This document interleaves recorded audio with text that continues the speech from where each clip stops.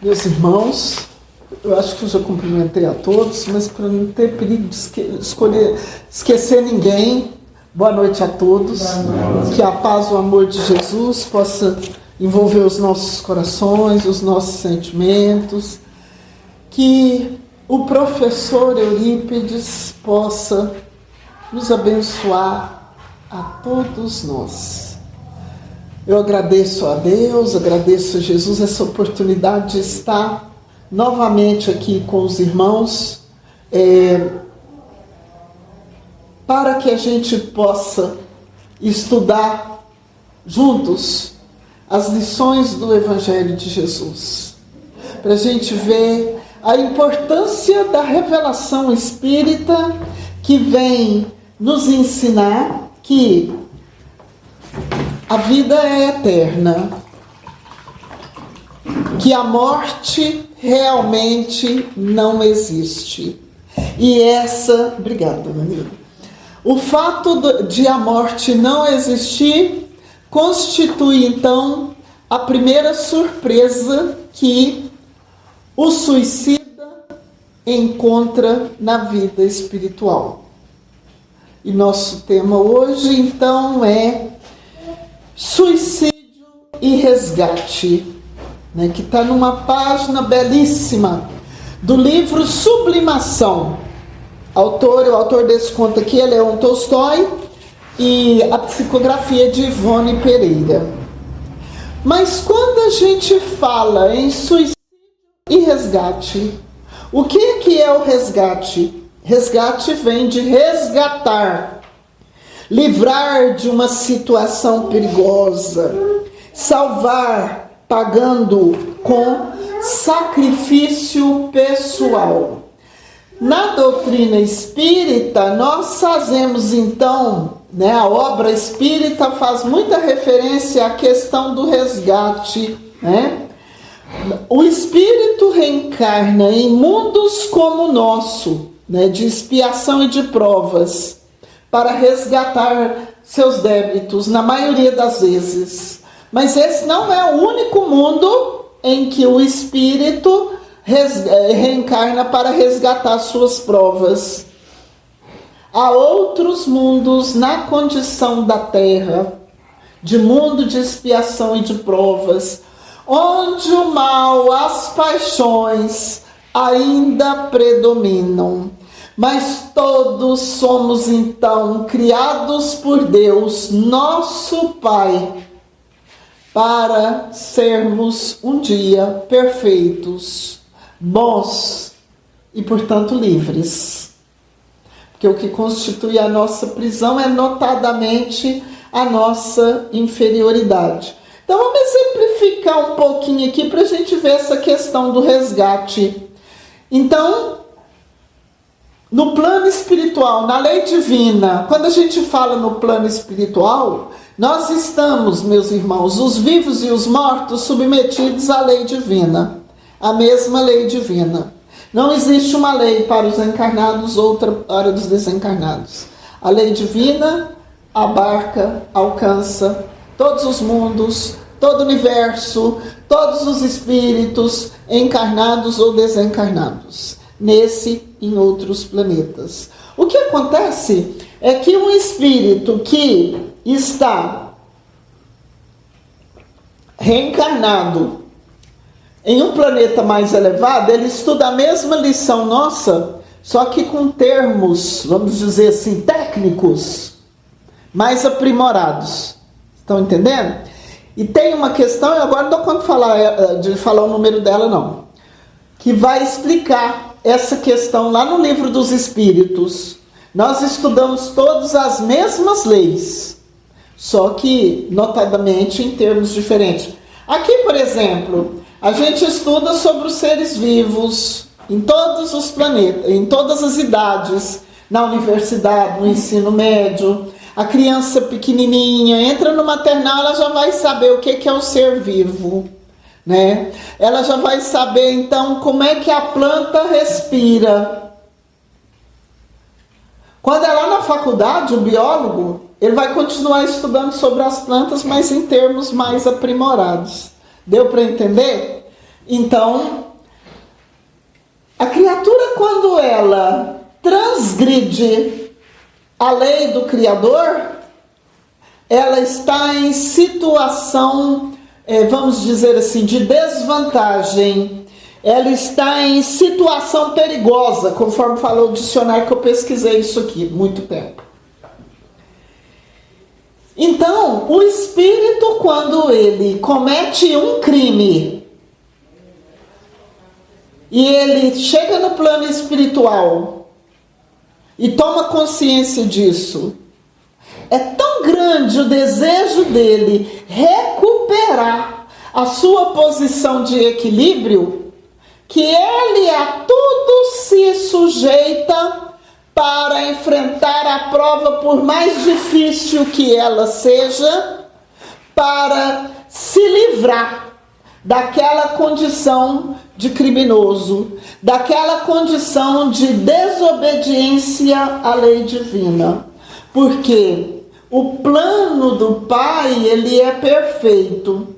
Por maior que seja a nossa rebeldia à lei divina, por maior que seja a dureza dos nossos corações, na verdade, o que nós desejamos é viver bem com Deus, é viver em paz, é viver em harmonia. Por isso a nossa busca de paz. Nós queremos sempre o melhor para a nossa vida.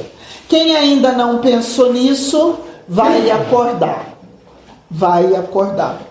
Porque como Jesus afirma no Evangelho de João, eu sou o bom pastor e conheço cada uma das minhas ovelhas pelo nome, e nenhuma delas se perderá. Nenhuma. Às vezes a gente, quando vê a nossa sociedade passar por uma situação, um fato, um crime muito comovente, a gente fala assim, isso não tem isso de conserto, não. Mas tem ou não tem? Tem. O Pai dispõe de infinitos recursos para que nós possamos, seja através da reencarnação, seja através de estágios vividos no mundo espiritual, que é o mundo verdadeiro, a vida verdadeira é a vida espiritual. Aqui é só uma breve passagem, por mais longa seja a existência. Então, através desses recursos, nós vamos encontrando a paz. Nós estamos sempre resgatando as nossas faltas. Não, mas isso não acaba, não? Acaba. No mundo regenerador, que é o mundo que se avizinha, né? A Terra caminha seguramente, segundo o comando de Jesus, o nosso Divino Mestre, para a era do Espírito, para a era regeneradora. No mundo regenerador, e está lá no capítulo 3 do Evangelho segundo o Espiritismo, há muitas moradas na casa de meu Pai. O Espírito no mundo regenerador, ele ainda é devedor, só que ele já descobriu que é filho de Deus, que é preciso caminhar nas linhas da evolução, buscando a harmonia com o Pai e com o mundo que nos cerca. Então, nesses mundos, a alma vislumbra a esperança, o espírito repousa das fadigas da luta. Lá as lutas todas é para ajudar o mais necessitado, e não é só de fome não. A luta para ajudar o que precisa evoluir, o que precisa melhorar, o que precisa sair daquele estágio de dor e sofrimento e alcançar pouco a pouco, passo a passo, a harmonia da vida. Está dando para entender? E o suicídio comete um crime muito grave quando mata o seu corpo. Matou o espírito? Não. É doloroso quando o suicida comparece nas reuniões mediúnicas e pede socorro naquele maior desespero, naquela dor que O médico sabe que é grande, mas a gente não sabe medir. Tão grande, tão dolorosa é a situação do suicídio. Porque ele tem consciência do que ele fez e não entende o mecanismo da vida porque se vê mais vivo do que nunca. E a dor é centuplicada. A dor da alma, a dor da consciência, a dor que o reflexo do corpo provoca, porque ele sente dor. Se deu um tiro, ele sente aquilo se ensanguentado, o corpo, o peito arrebentado, o cérebro arrebentado, e se vê pensante. É dor que não acaba mais. E o suicídio, ele só tem tranquilidade quando ele resgata o seu crime por meio de provações dolorosíssimas. Lições como esta sobre resgate. Como foi que a pessoa, a nossa personagem aqui, Carla Alexeyevna, a nossa história se passa na Rússia. Como foi que Carla Alexeyevna resgatou a dor que ela mesma provocou no seu corpo pelo suicídio? Essa é a nossa questão. Lições como esta, preventiva. Está muito desesperado, está muito triste? Deita, nem que for no chão, debaixo de uma árvore, assim, ó, fica quieto. Pede alguém, pede todo mundo para orar. Nem que for abraçar o Evangelho é um foco de luz. Pede socorro. Não pode cometer esse suicídio. A gente não pode cometer essa loucura. É preciso muitas reencarnações, às vezes, para o espírito resgatar o suicídio, o crime do suicídio, né? Então, é desse jeito. Essa história, então, está no livro Sublimação e tem o título da protagonista, Carla Alexeyevna. E o nosso narrador aqui é Alex Melvinsky. Alex Mikhailovich Melvinsky. Quando ele começa a narrar a história, quando ele conhece a Carla Alexeyevna, que é sua tia-avó, ele tinha apenas 12 anos, de 10 a 12 anos. E ele tinha muita vontade de conhecer sua tia-avó. E ele vivia já assim encantado com a história de tia Carla, né? E ela tocava piano como uma verdadeira artista. E diziam isso dela. E falavam também que ela tinha aprendido música na Alemanha com o próprio Ludwig van Beethoven, um famoso músico. Então, ela teve a oportunidade de estudar com ele, né? E ela fora então prometida em casamento a um conde alemão, né? A quem ela muito amava. Mas no mês do casamento, ela renunciou ao matrimônio, ela não quis mais se casar. E nunca mais pensou em casar. Isso mexia com a mente desse menino. Tem certas histórias que mexe com a nossa emoção, a gente se identifica com a condição de sofrimento do outro, porque a gente às vezes não entende, né? E ainda que entende, a gente sofre. A dor do outro nos compadece. Jesus tinha pena, compaixão da multidão, de todos aqueles que o procuravam, cheios de dor, dor da alma, dor do corpo, sofrimento de todas as ordens, arrogância, orgulho, egoísmo. Então, o Mestre Jesus, ao identificar cada um daqueles que o procurava, tinha também compaixão de todos. Diziam também que Carla era muito boa e prestativa com todos que a procurassem e que bordava indefinidamente, continuamente, peças e mais peças de enxovais para noivas e recém-nascidos pobres, e que depois ela presenteava com esses enxovais a noivas e recém-nascidos pobres. Ela bordava para doar.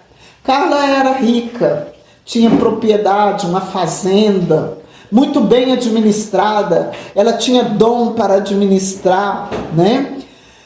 E Carla dava aula de evangelho, alfabetizava todos os filhos dos seus empregados, os órfãos, e aquelas crianças que eram órfãs moravam dentro da casa dela com ela. Todos os alunos de Carla eram também seus afilhados, filhos dos mujiks. Mujiks são os camponeses, né? Um termo da Rússia. Na obra de Leon Tolstói, ele usa muito esse termo, porque ele é russo, né?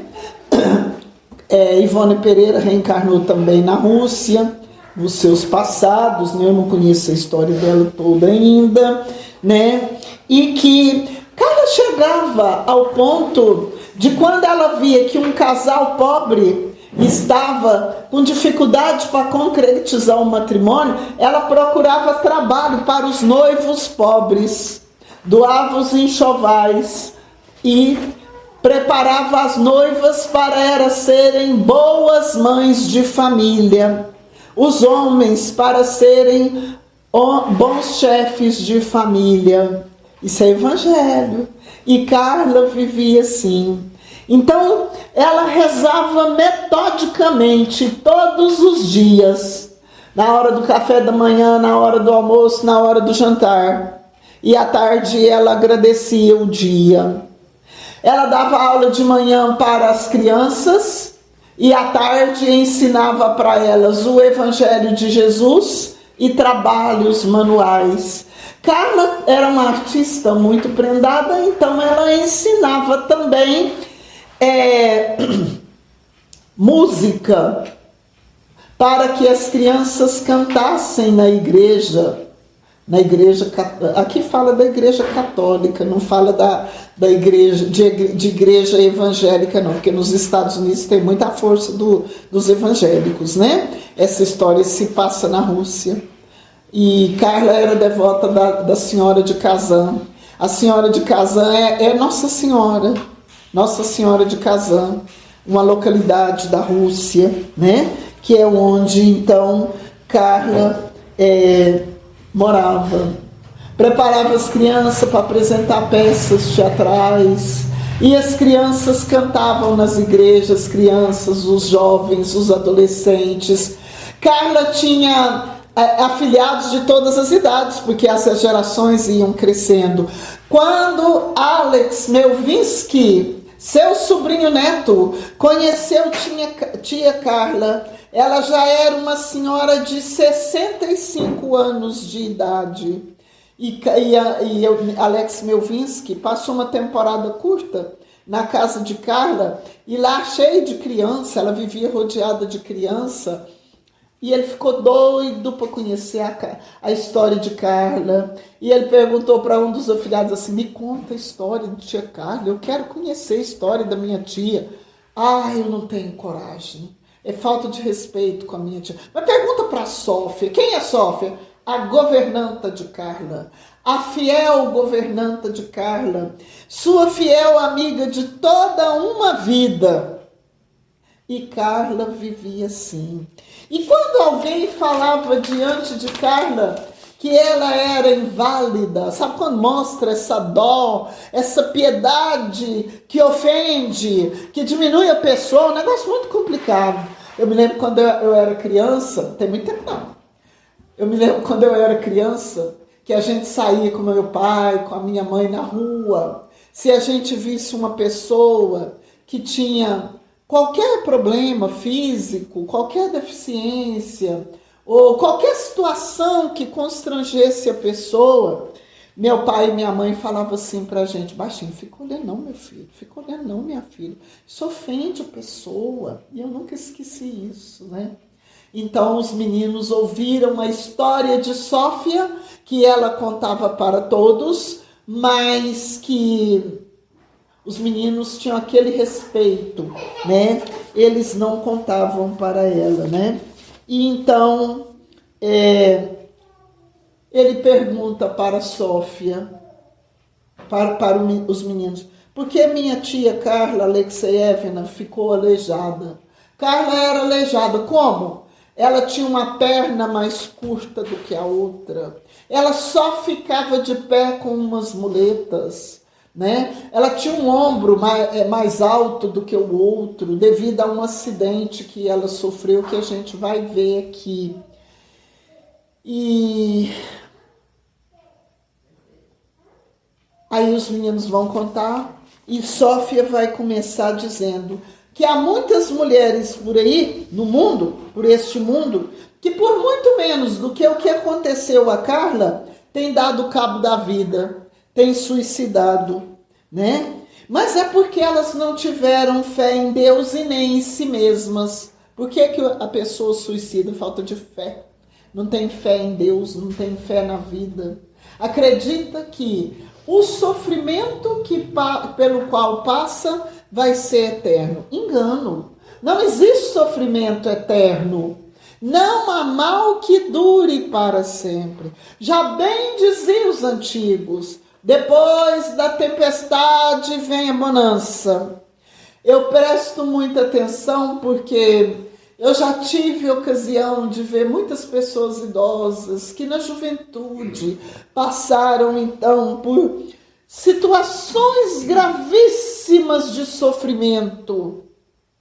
E cessada a tempestade, quando vem a bonança, quando vem aqueles momentos de calma que a vida concede para todo aquele que enfrenta as dificuldades da vida com resignação e sem revolta, a pessoa está feliz, liberta. Você olha na pessoa, ela irradia felicidade. Eu conheci uma senhora, quando eu fiz mestrado na Universidade de Brasília, e quando eu fui fazer as provas, eu fiquei hospedada na casa de uma senhora, parente de um vizinho meu, que já não está mais entre nós, lá no Gama, na cidade satélite do Gama, em Brasília. E a mãe dessa senhora morava com ela. A senhora era funcionária da Receita, não sei nem se está viva, mas depois perdi o contato. E essa senhora foi abandonada pelo seu marido com 6 crianças pequenas. O homem desapareceu. E ela disse que houve um dia que ela achou que não ia dar conta. Quando ela pensou em se suicidar, uma voz falou para ela, você não pode fazer isso. E ela deu conta de criar os filhos. E quando eu conheci essa senhora, ela era alegria interior e resplendor, porque deu conta de criar todos os 6 filhos e fazer deles pessoa de bem. Quando a gente está numa dificuldade muito grande, a gente tem a bobeira de pensar que vai morrer, que não vai dar conta. E nós sabemos por experiência própria, por experiência secular, através dos séculos e séculos, desde os tempos mais primitivos, que ninguém morre porque enfrentou uma dificuldade muito grande. Vocês concordam? Ninguém morre. Geralmente a pessoa suporta, ela sobrevive e ressuscita. E esse ressuscitar aqui não é a ressurreição do corpo, é a ressurreição do espírito. É quando o espírito renasce em vida nova. E para isso não precisa desencarnar. Passada a tempestade, o espírito entra em novo ritmo de vida. O universo conspira ao redor dele em outro ritmo. Então, nós, os espíritas, muitas vezes pensamos assim que nós os espíritas, pensamos assim que... Cadê Põe seu celular aqui para mim. Tá vendo a hora? Não, esse aqui não pode mexer, não. 8h30. Não, tá, então deixa. 8h30 agora? Já? Socorro, meu Deus, vamos lá. Então, então, nós achamos assim, eu vim aqui para sofrer, e gosta de sofrer, espírita gosta de sofrer. Se brincar um pouquinho, se a gente falar sobre isso aqui, cada um de nós vai querer falar que sofreu mais do que o outro, que sofre mais do que o outro. E se a gente não for campeão daquele sofrimento, a gente acha que a vida não está boa. E que felicidade é só na outra vida. Engano nosso. Cessar da tormenta, tudo volta ao normal. Cumprindo o dever, fazendo o bem, vivendo o bem, modificando o modo de viver, o modo de sentir, o modo de colocar em prática a lei divina, tudo muda, tudo se modifica. E às vezes não é necessário se desencarnar. Às vezes nessa vida mesmo o espírito se modifica e a vida dele muda. Vamos passar a observar um pouco isso, né? E Carla vai contar essa história, Sofia conta essa história que Carla foi estudar na Alemanha, conheceu o conde Rupert van Galenbeck e se apaixonou por ele. Os dois se apaixonaram e viveram um romance maravilhoso. E chegou o momento de Carla regressar da Alemanha para a Rússia. E Rupert não se conformou. Ele reformulou e providenciou todos os seus negócios e adquiriu uma riquíssima propriedade na Rússia. E veio para a Rússia. E as famílias se entenderam. Ele fez o pedido do casamento e foi aceito com grande alegria para a família da noiva. E as duas famílias se entenderam num clima de muita felicidade. E aí, faltando um mês para o casamento, Rupert convidou a noiva para ir até a fazenda, conhecer a mansão que ele havia mandado construir para os dois morarem depois do casamento. E era um clima de alegria e de felicidade sem limite. Carla era bela fisicamente, moralmente, possuidora de todas as qualidades que Rupert sonhava encontrar na noiva bem-amada. Então, organizaram uma cavalgada para que a família fosse, as amigas de Carla, os jovens, e foram então para essa fazenda num clima de tanta alegria que Carla corria a cavalo com o noivo na frente de todos. Assim eles foram, passeando pelo bosque, por aquelas propriedades tão lindas. Depois do passeio, depois de verificar a beleza do ninho de amor, do ninho conjugal que Rupert havia construído para ambos, já de volta para suas casas, quando Carla não cabia em si de contente, houve um momento em que de um bosque saltaram duas lebres, assustadas no meio dos cavaleiros, e uma dessas lebres assustou a égua em que Carla estava montada, e a égua saiu em disparada, e os cavaleiros tentaram de toda maneira acalmar o animal, alcançar o animal, e não teve jeito, e o animal fugia a galope. E quando ele atravessou o riacho, ele jogou o corpo de Carla, a égua jogou o corpo de Carla violentamente sobre as pedras que estavam à margem desse riacho. E Carla caiu desacordada. E todos pensaram que Carla estava morta. Rupert chorava desesperadamente, como se fosse uma criança.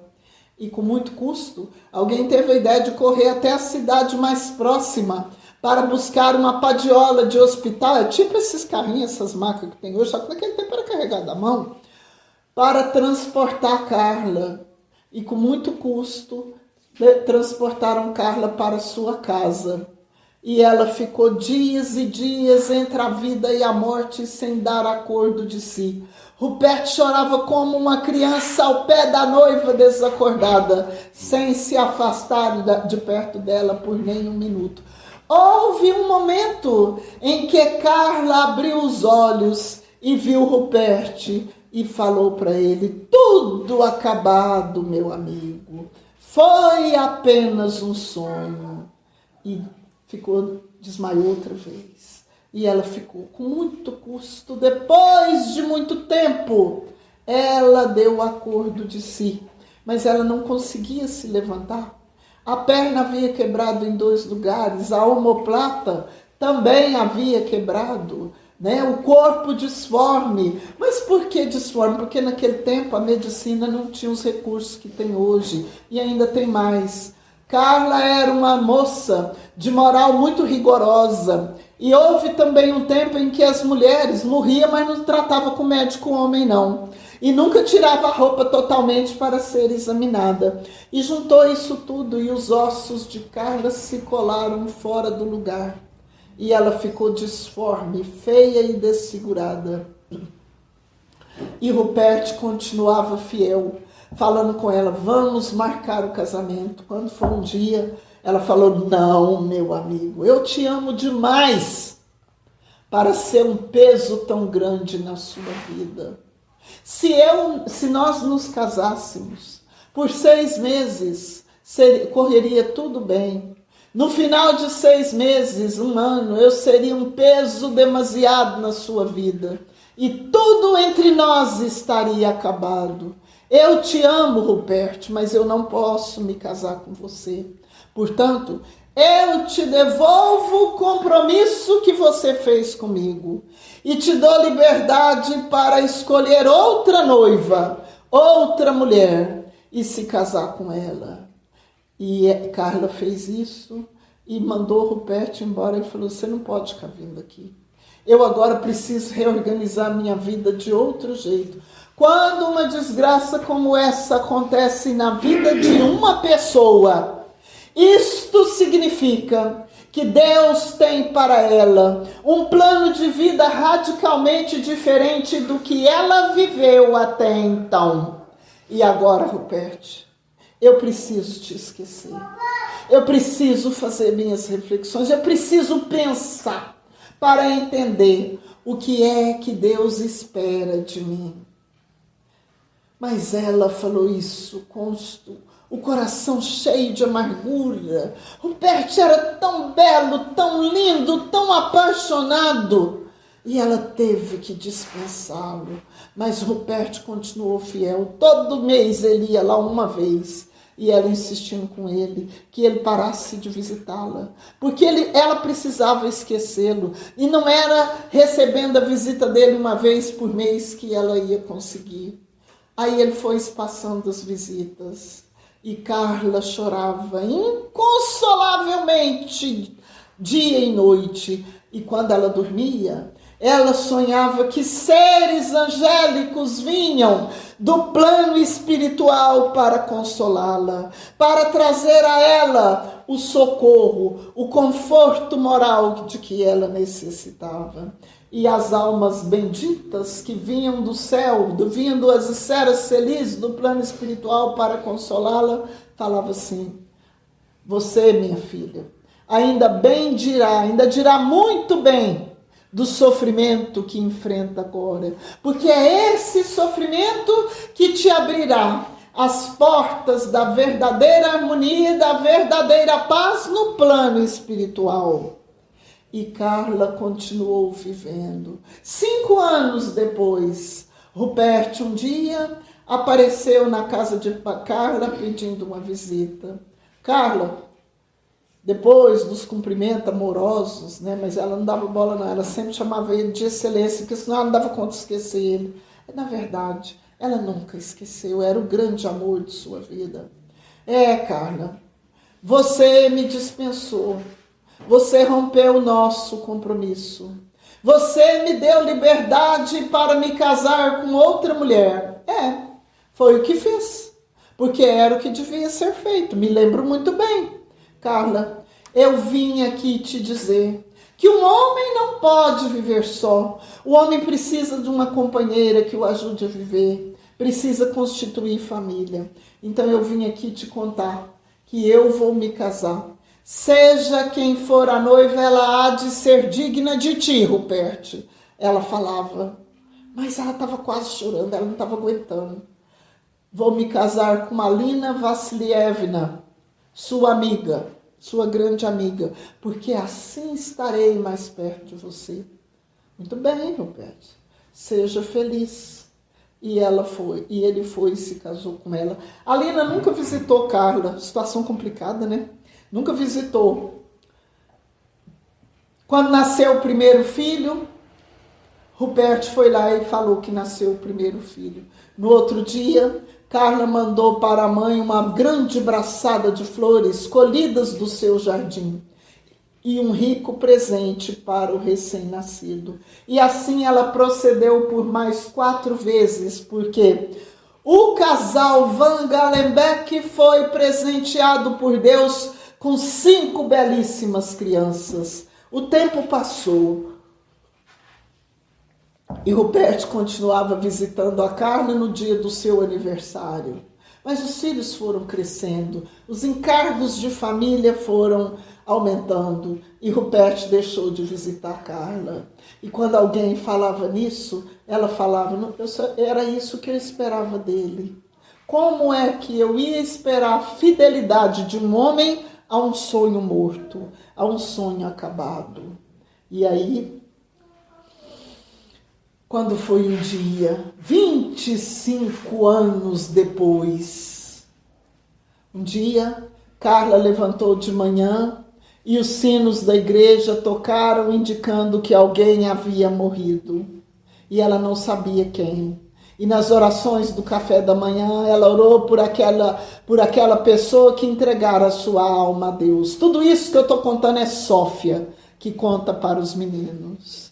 E Sófia foi à igreja. Quando ela chegou lá, ela descobriu que Rupert havia morrido. Mas a sua ama, sua querida patroa, não sabia.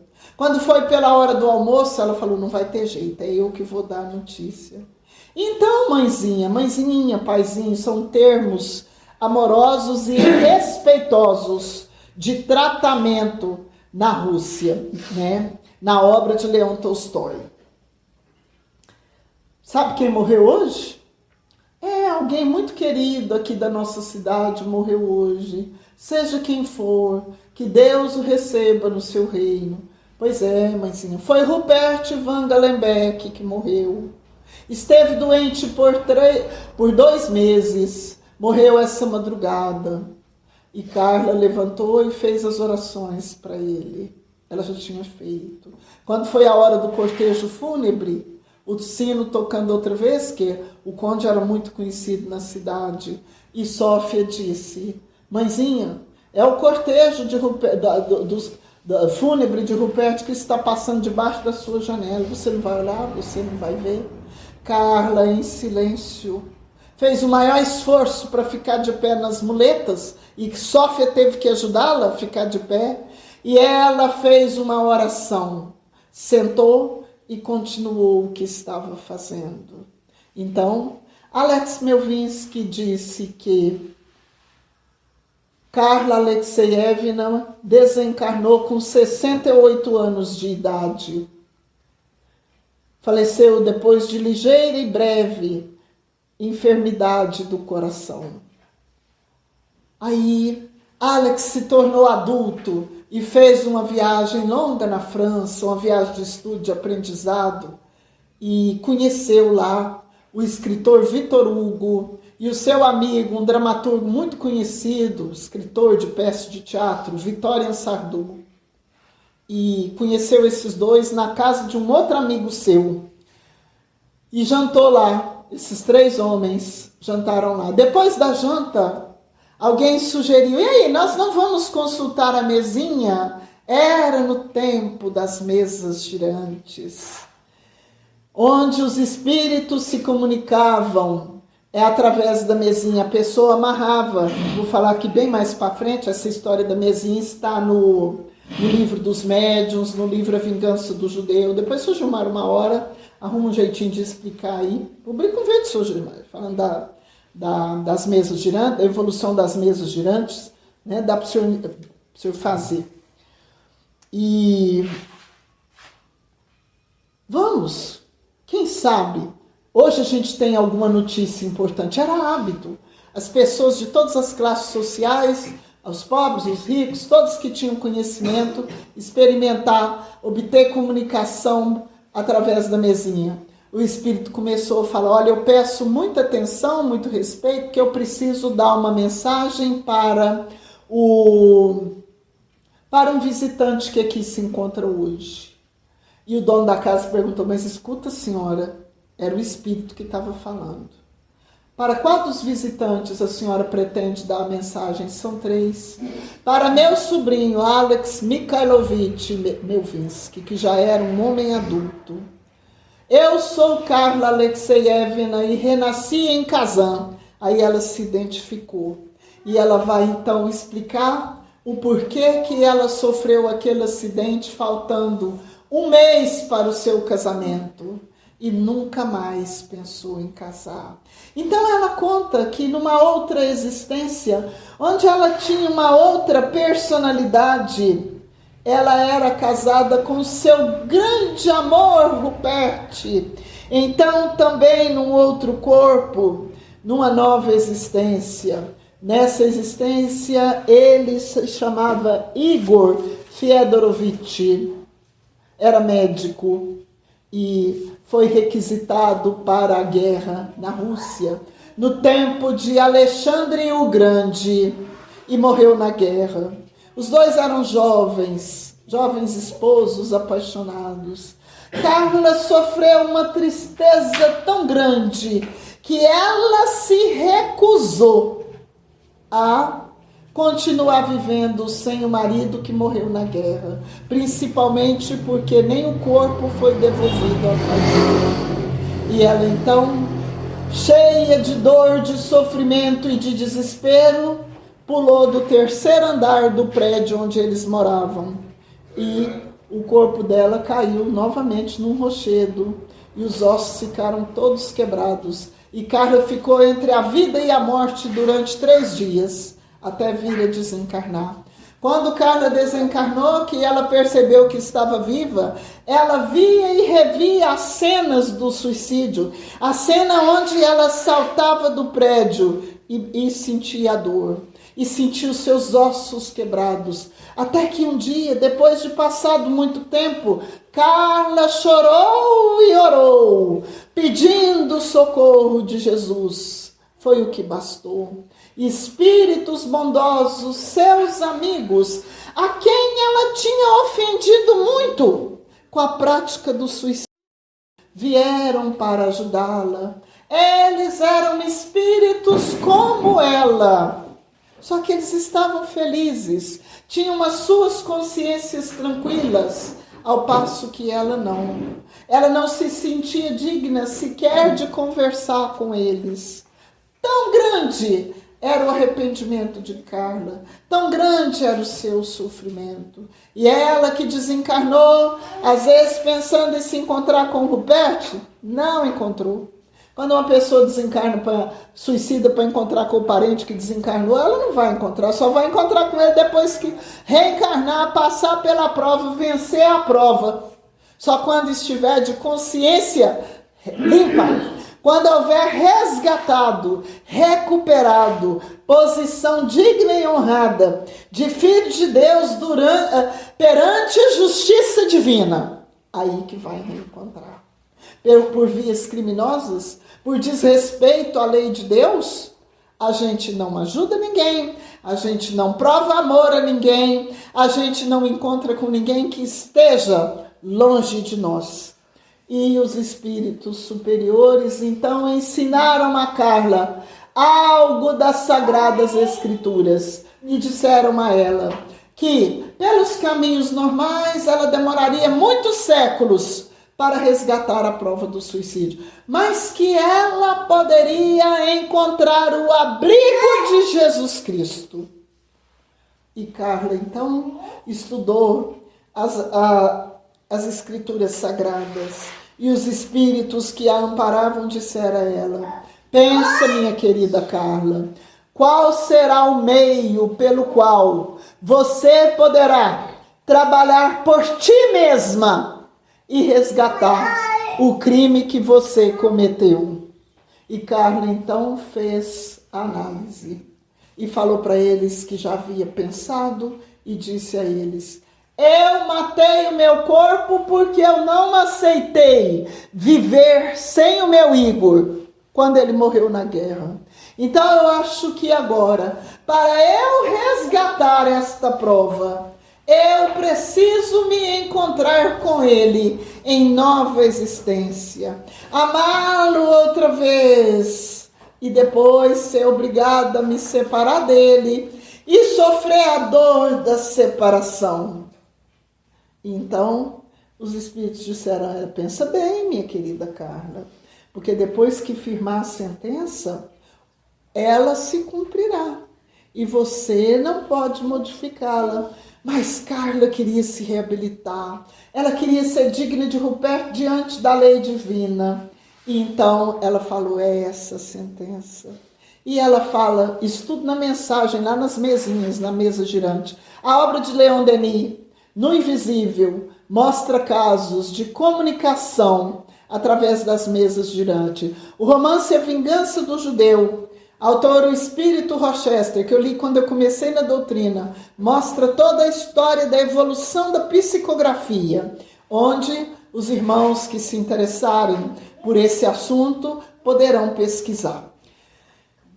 E ela então sentia no corpo os ossos quebrados, aquela dor decorrente do suicídio. E ela sabia, porque ela já havia estudado as leis espirituais, que essa dor, esse reflexo da violência que ela causou, poderia influir na formação do novo corpo dela, no qual ela reencarnaria para passar pela grande prova. E talvez fosse mesmo a grande causa da separação entre ela e o seu Igor. E aí, depois de tudo acertado para a reencarnação, os espíritos bondosos, seus protetores e seus amigos, a levaram até uma grande mansão. Não, acho que nem levou, não, peraí, nem levou. Porque lá não precisa levar, mostra como numa tela de cinema, né? Mostraram Igor reencarnado como Conde Rupert, com 2 anos de idade, brincando no jardim de uma mansão, era de condição nobre, sobre os cuidados de uma ama. E o coração de Carla bateu, porque ela viu novamente o seu Igor. Então, terminando, ela fala para Alex: aí está, meu sobrinho querido, a explicação que você tanto procurava para saber a causa da minha dor e a causa do meu aleijão. Eu sei que o seu sentimento por mim era correto. Quando eu desencarnei, quando eu retornei ao plano espiritual, há mais de 40 anos, peraí, quantos anos tem? Muitos anos. Foi ano de Mar da Conta, peraí, deixa eu achar isso aqui.